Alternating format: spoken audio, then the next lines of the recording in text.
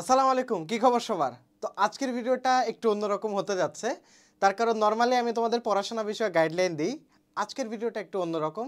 মানে কিছুটা তোমার লাইফ রিলেটেড বা কিছুটা তোমার এই পর্যন্ত যতটুকু দেখে এসেছি বা আমি নিজে স্টুডেন্ট ছিলাম বা দেখে এসেছি জুনিয়রদের বা যারা হচ্ছে যাদেরকে আমি পড়াচ্ছি এখন তোমাদের কাছ থেকে কথা শুনছি।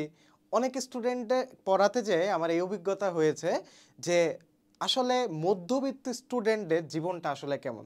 তো চলো আজকের ভিডিওতে আমরা আলোচনা করি যে মধ্যবিত্ত স্টুডেন্টরা কেমন, তাদের জীবনটা কেমন হয় এবং তারা আলটিমেটলি কেন সাফার করে, এই ব্যাপারটা নিয়ে আজকে কথা বলবো। তো দেখো, তুমি মধ্যবিত্ত স্টুডেন্ট কিনা সেটা তুমি বুঝবা যে প্রথম দিকে তোমার পড়াশোনার ব্যাপারে কোনো সিরিয়াসনেস থাকবে না, এবং তুমি ঘুরে বেড়াবা বা বন্ধুদের সাথে আড্ডা দিবা বা তুমি তোমার ছবি আঁকাআঁকিতে দিন পার করবা বা তুমি আত্মীয়ের বাসায় ঘুরতে যাবা। তারপরে সাডেনলি পরীক্ষার এক সপ্তাহ আগে যখন তোমার রুটিনটা পাবলিশ হবে, তখনই তোমার মধ্যে আচমকা একটা সিরিয়াসনেস চলে আসবে যে আয় আমার তো পড়া হয় না, আমার তো এখন পড়তে হবে। তো এই জিনিসটা যদি তোমার মধ্যে কাজ করে তাহলে ওয়েলকাম, তুমি নিজেও একজন মধ্যবিত্ত স্টুডেন্ট। মধ্যবিত্ত স্টুডেন্টের আর একটা বৈশিষ্ট্য হচ্ছে তারা সোসাইটির কাছে, টিচারদের কাছে, বন্ধুদের কাছে, সবার কাছে ইনভিজিবল থাকে, অর্থাৎ এদের কোনো দাম নাই। টিচাররা চেনে দুই টাইপের স্টুডেন্টকে, এক টাইপের স্টুডেন্ট যারা হচ্ছে টপার, আর এক টাইপের স্টুডেন্ট যারা হচ্ছে ব্যাক বেঞ্চার, মানে পিছন থেকে কাগজ চুরি করে।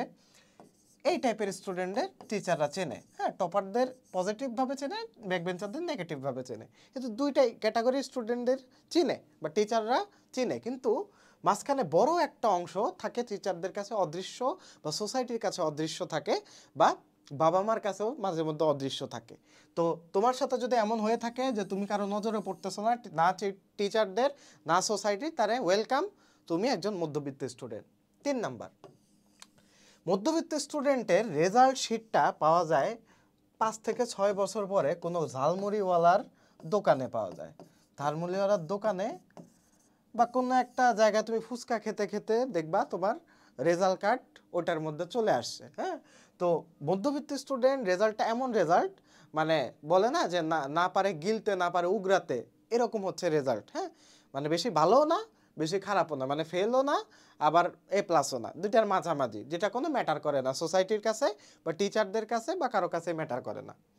তো তোমার সাথে যদি এমন হয়ে থাকে ওয়েলকাম, তুমি একজন এভারেজ স্টুডেন্ট বা মধ্যবিত্ত স্টুডেন্ট।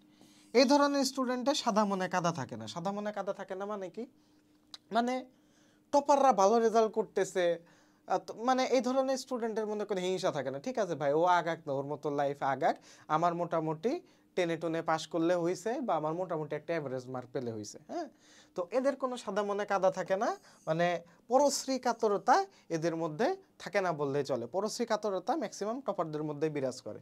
তারপরে আসো, মধ্যবিত্ত স্টুডেন্টের আজীব একটা স্বভাব হচ্ছে রাত 12টার পর মানে আচমকা তাদের হচ্ছে উদ্যোক্তা হতে ইচ্ছা করে। তাদের মাঝে মধ্যে মনে হয় যে একটা গরুর খামার দিই, হাতে যদি 1 লাখ টাকা থাকতো, একটা চার দোকান দিন, মানে একটা চার দোকান দিই, বন্ধু বান্ধব মিলে একটু ইটকাট বেচা শুরু করি, খারাপ তো হয় না। তরমুজের ব্যবসা শুরু করি, এই যে কিছুদিন আগে তরমুজ ব্যবসায়ী মানে মধু মধু করে ভাইরাল হয়ে গেল। তো মাঝে মধ্যে মধ্যবিত্ত স্টুডেন্টদের যখন পড়াশোনা নিয়ে তারা হতাশ থাকে, তখন তাদের রেজাল্ট কার্ড থাকে কোনো ঝালমুড়ি আলাদের মনে করো কাগজের মধ্যে, তখন তাদের রাত 12টার পরে মাঝে মধ্যে উদ্যোক্তা হতে মানে ইচ্ছা করে। তো এতক্ষণ স্যাটারলি তোমাদের মধ্যবিত্ত স্টুডেন্টের জীবনের বৃত্তান্ত আমি বললাম, কারণ আমি লাইফের কোনো একটা পর্যায়ে কোনো একটা অংশে আমি নিজে মধ্যবিত্ত স্টুডেন্ট ছিলাম। কিন্তু হার্শ রিয়ালিটি হচ্ছে মধ্যবিত্ত স্টুডেন্ট হয়ে আসলে কোনো লাভ নাই। মধ্যবিত্ত স্টুডেন্ট হয়ে কোনো লাভ নাই। যারা ব্যাক বেঞ্চার আসো তারা কিন্তু সোসাইটিতে অবদান রাখতে পারো পলিটিক্স করে বা আরও অনেক ভালো উপায় আছে, বেশ স্কিল দিয়ে। হ্যাঁ, তোমরা অনেক ভালো ভালো পজিশনে যেতে পারবা। বা টপার যারা আছে তারাও একটা যেহেতু তারা কনসিস্টেন্টলি ভালো পড়াশোনা করতেছে, তারা একটা পর্যায়ে পৌঁছা যাবে। কিন্তু মাঝখানে জাতাকলে পিষ্ট হয়ে হচ্ছে মধ্যবিত্ত student.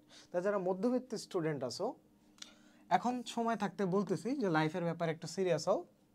Life is not a bed of roses. মানে কিছুদিন পরে ব্যাপারটা প্রথম ধাক্কা খাবা, যারা এসএসসির অডিয়েন্স আসো প্রথম ধাক্কা খাবা যখন কলেজ তোমার চয়েস দেওয়া শুরু হবে। তোমার যে জিগরি বন্ধুগুলো আছে দেখবা কলেজ চেঞ্জ হলে মানে প্রথম কয়েকদিন তোমার সম্পর্ক থাকবে, পরবর্তীতে স্কুলের ফ্রেন্ডরা আস্তে আস্তে হারায় যাবে। কলেজে যখন উঠবা, কলেজে অনেক জিগরি বন্ধু ক্রিয়েট হবে, যখন ইউনিভার্সিটিতে উঠবা কোনো বন্ধুর কোনো খোঁজ খবর থাকবে না। তো জীবনটা এরকমই, তোমাকে জাস্ট মানায় নিতে হবে। হ্যাঁ, জীবনটা এরকম, তোমাকে জাস্ট মানিয়ে চলতে হবে এবং মধ্যবিত্ত স্টুডেন্ট থেকে আস্তে আস্তে সিরিয়াস স্টুডেন্ট হওয়ার চেষ্টা করো। আমি বলতেছি না তোমাকে টপার হওয়া লাগবে, আমি বলতেছি সিরিয়াস হওয়ার চেষ্টা করো। মধ্যবিত্ত স্টুডেন্টের একমাত্র প্রধান রোগ হচ্ছে তাদের মধ্যে সিরিয়াসনেস নাই। সিরিয়াসনেস ব্যাপারটা তাদের মধ্যে নাই বললেই চলে। তো এটা একটু অন্যরকম জনরার একটা ভিডিও হয়ে গেল, বাট আশা করি তোমাদের যদি একজনেরও এই ভিডিও থেকে হার্ড রিয়েলাইজেশন হয়, তুমি যদি মধ্যবিত্ত ক্যাটাগরির স্টুডেন্ট হয়ে থাকো, আস্তে আস্তে নিজেকে সময়ের সাথে সাথে পরিবর্তন করে ফেলার ট্রাই করো। কারণ জীবনে যখন তুমি একটা পর্যায়ে গিয়ে ঠেকবা, যখন তুমি আফসোস করবা, তখন কিন্তু তোমার এই আফসোসটা কাটিয়ে তোলার সুযোগ খুবই কম থাকবে। তার চ্যানেলে যারা নতুন আছো তোমরা চ্যানেলটি অবশ্যই সাবস্ক্রাইব করে ফেলো। দেখা হচ্ছে পরবর্তী ভিডিওতে। তোমাদের যদি কোনো প্রবলেম থাকে অবশ্যই কমেন্ট বক্সে জানাতে ভুলবে না। আসসালামু আলাইকুম।